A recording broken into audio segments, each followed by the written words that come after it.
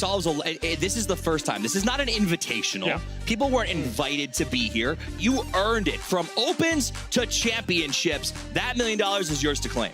Let's get this done as we have 3 days for our first weekend here. Of course, $2 million base prize pool is on the line, of course, as everybody at home can also be contributing as things go on. We're going to be starting with the group stage, going to semis, and then the grand final, as we mentioned, in Oakland later on, Avenger. And this tournament format, the structure of it and everything like that, every stage is a short burst, but it really, really matters moving on. And we've been talking through it, like through the regions, through the stages. Yeah.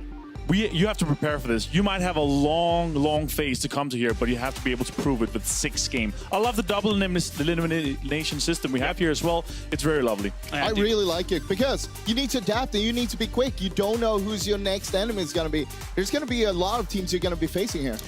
And of course, a point system here as well. If you are unfamiliar with it as a whole, or you might be familiar with it through the entire year because we've been using the same one, but if you are unfamiliar, it's 10 points for that first place. It teeters on down from there, 1 point per kill, and we've seen throughout this year that kills mean a lot of points. Kills have been the difference maker, the tiebreaker more often than not.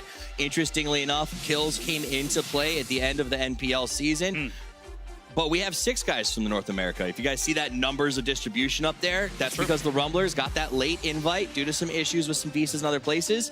And I think that's a big boon for North America, that we have a little more of a chance of sort of moving through to that late stage. And our 32 teams are being separated up into 2 groups to get the things going here for the first weekend as a whole. Group 1 is, as this stands, a big, fearsome group. We all looked at this at the very start and we're like, wow, that might actually be the group of death here. I looked on further inspection, I'm like, actually, both groups are really damn good. But we have 6 games per day for us here, starting with Erangel and moving on from there. Yeah, I mean, you have 3 games of Erangel, and that means you got to take that opportunity. When you're on Erangel, you got most games there, make sure that's...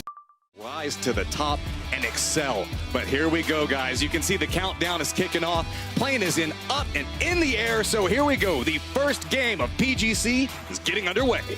32 teams, 9 regions, 8 days, $2 million.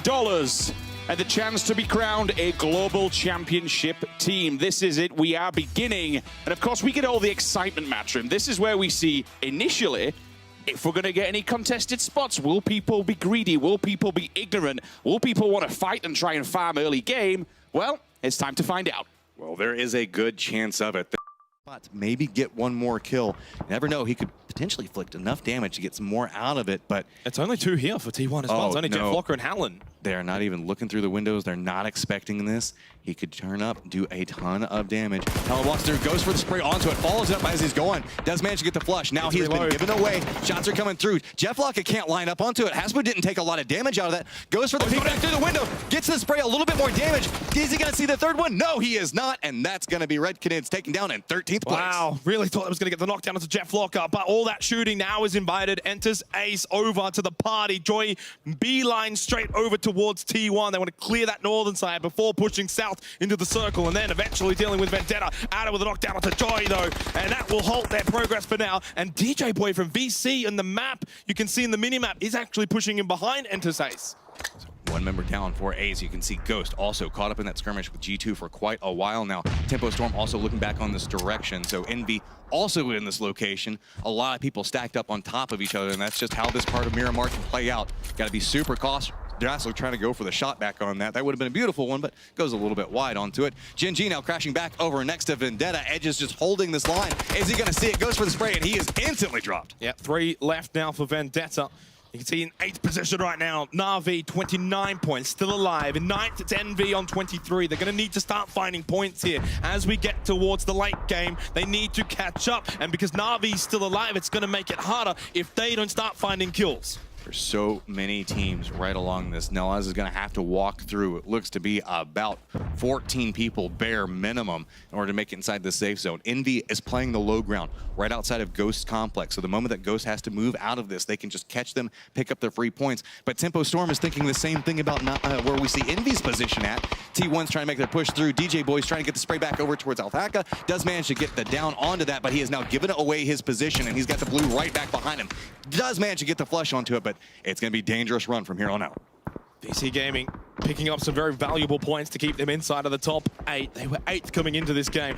Icon knows he's got T1 pushing up to Cat. He gets the knockdown. Icon can't stop him with the rock. 2 remain for Vendetta. Non-reg and Critical Motion. They're a bit further back south as we're going to see Nelos go down. G2 Esports will go out in 12th. Following very quickly is VC's DJ Boy. They hold on to the top 8 for now, Matchroom, but will they finish in the 8 by the end of this game? One thing to note, look at PO's position up to the north of the rest of his teammates with GenG. He was right over there next to T1. He was trying to get a little bit of information, hear how this was playing out. This spread is going to give them a lot of information control. Look at PO, he has these angles back over towards Envy, can take the shots at them. As they move down this hillside, all of these teams are going to find themselves in a very difficult position as GenG is holding the high side with 1 person and 3 holding the low. So Envy, Ghost now caught up in that skirmish. As you can see, Ghost has moved out, now starting to get a little bit scrappy over here as Tempo Storm is hearing this, thinking about participating as well. All 3, of course, all 3 North American teams. I've never seen this happen before, ever. North America killing North America at an international event, but it's like Envy, they need those points and Envy they needs know to get rid of Ghost like right now. Nice shot Good from shot. Caps onto Draxel.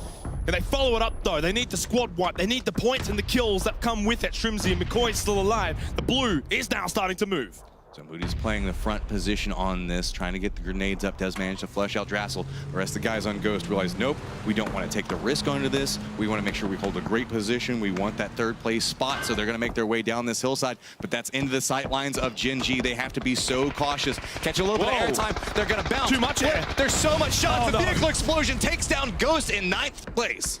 Oh, they gave the points over to GenG rather than Envy, as Damon now with a knockdown onto Moody. Moody actually found a knockdown onto Sharpshot, so they're really in the thick of the action here against both GenG and potentially Tempo Storm. And Envy's still got to keep finding a spot inside the circle. Pio's just been knocked down and finished off by Wesker. Envy was trying to get those points onto Ghost. They needed them so desperately. Now they found themselves in a terrible spot trying to run down this hillside. Pride has somehow managed to make it down through this, but he still has a little bit further to go. Tempo Storm just waiting off to the side of this. Maybe they can clear out a path for him. Maybe they won't spot him, but he's just got to creep up back behind it. 31 points. That is the mark that must be reached now for the teams in the bottom 8 because VC, of course, are out. Na'Vi are still alive. They're still picking up points slowly but surely. Non-Reg knocked down onto Jeff Locker, but a nice trade from Ada will get Critical Motion. Non-Reg, no, he's clean with a headshot. Never mind, a CAD. He's going to be cleaner. And in the end, Vendetta go out in 8th. But still, what a day for them. So now, GenG still holding that lower position, getting a little bit more aggressive, moving up the hillside. They hear the violence that's happening around them. They know T1 has taken a little bit of damage. They are going to try to capitalize off this move up, maybe get an extra couple of kills out of it, but that means the fact that they are surrendering a little bit of that lower ground position. I don't think that's too bad. The high ground feels so strong inside of this circle, gives you so many great sight lines. Esther, off to one side, team in, slowly creeping up. Seems like everybody from T1 is aware of it. Smokes are out. Has to be cautious. Grenade does come through. One down comes out from GenG instantaneously. That's another one. GenG is starting to take control over this hillside. Are making a huge climb for the top 8. Can I just say, they're into the top 10 now. At one point, they were 13th Matchroom. Where has this come from for GenG? They've left it to the last game. It's all coming down to this last moment. They are just dodging bullets from Tempo Storm as they're running down through back to their home that they've been living at for quite a while. With the high ground position, they have to make it all the way towards those buildings. Like, they have to be right on top of them to finally deny the sightline onto it. A lot of damage coming through. Look at that. Esther just on 1 hit point somehow coming through this. Meanwhile, Infantry Gaming, they need a big game of their own. Yeah. So looking back over towards us, slowly creeping up, it's going to be pushing over towards Tempo Storm. The rivalry continues. These guys seem to just absolutely hate each other. Is Tempo Storm aware that they're going to creep up onto this? Looks like grenades are starting to come out. Flashbang's going to give away their position. Tempo Storm shifting away from this right now. Tempo Storm are going to be through to next week. Infantry Clan need so to find kills as soon as possible. Might get a chance here against Zampa and Miluk. Never mind, they're able to get over the ridge line, so they're safe for now. Zampa ditches the fight, turns around, tries to get shots on the Infantry. There's no cover. And the rivalry continues, but it's Infantry Clan who's coming out ahead.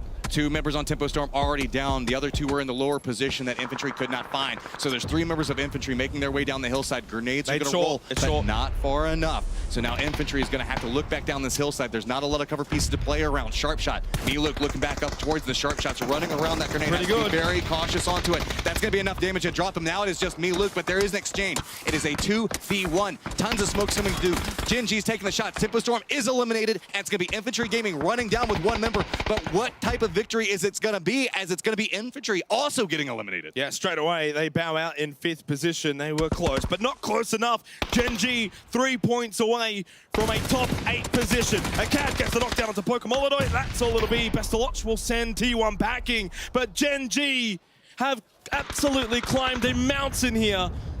Well, let's not forget Na'Vi was also needing a pretty big game themselves. Well, so Na'Vi is safe now. They're in the feeling top good. 8. Yeah, they're feeling good, but this is going to be a very fun game. And let's not forget, Rascal Jester Whisker, which is one of the hardest names on the face of the earth to say, still alive, holding that 3rd place position. You can see it on the live rankings. RJ 25 points. I just don't think there's enough points there left for them to climb above VC, but for GenG, 1. Well, it depends on what the kills have. A tie break, but 2 points is what you want. Yeah, so it's really just getting those extra couple. So can Na'Vi hold the line and deny GenG those points they so desperately need? Is anybody going to spot out Wesker at this point? There goes Wesker. Yeah, and that's going to be Esther that picks it up. That's going to be really big for them. That's it. That shifts them GenG up are into the top 31. 8. They got that 8th place, so they're perfectly fine right now.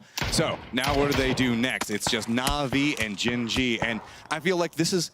We've been putting a lot of pressure on Pio and on his shoulders, saying the fact that this is kind of the feature player for GenG, but the rest of the team is performing so strong right now. Look at these shots they're hitting onto Na'Vi. Dozy finished off 3 up for GenG, and it's 3 for Na'Vi. 3v3 for game number 6, the final game of the day for Group 1. Look at the positioning and how they're playing this. You can see GenG is just trying to make a line through the center where we have Na'Vi that's kind of pushing off to the side of it, but that's going to put a little bit more pressure on the movement for this. So now Na'Vi has to be super cautious. They have to watch every angle. Loki getting that high ground way off in the distance. Esther on the other side of this. That could put him in a pincered position. Na'Vi has to fight their way out of this. Demon's trying to get the shots on one angle. Na'Vi is right up on top of each other. They have to be so cautious. Flashbangs come out, trying to line up anything off of it. That's going to be one down on a Pokemon all the way. That's going to be Loki on the high ground. Demon's just holding this, buying so much time. He's holding the aggro of the entire team.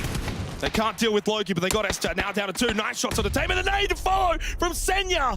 Perfectly timed and perfectly placed. And Na'Vi are now down to a 2 versus 1. Loki, can he come up clutch for GenG and come away with the win to close off the first day of PGC? Loki needs to look back down towards the left, see if he sees anybody that's weakened.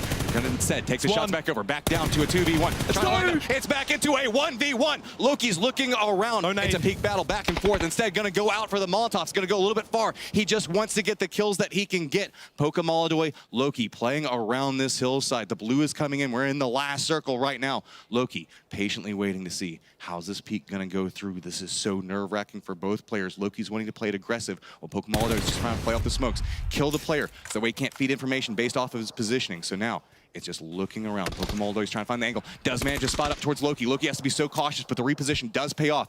Going out for another flashbang, just trying to get a little bit more space off of this, seeing if he can get it. That is a ton of flashbangs out, but it's back behind the rock for Pokemolodoy. Loki's just going to flush out another one. So Pokemolodoy, Loki still playing around this hillside. Still a lot of time here with the blue. Pokemolodoy doesn't have to rush this. He's still got the rock, but Loki ever closer, creeping towards the center. Headshot in range here for Loki, now at the tree. Pokemolodoy and Loki both out of utility. They've used everything they've got here. Only the 2 times on the 416 for Loki. Lands the headshot. Does he have the heals though? Loki's pushing up. Loki picks up the headshot win. 3v1 in the end against RV. And what a way for GenG to close out day number 1. 12 kill win into the top 8. GenG, every single time you doubt them, they just turned it on, and a big performance coming out of that last game. You can see sighs of relief, feeling like, okay, that should have gotten us there. That should have been enough.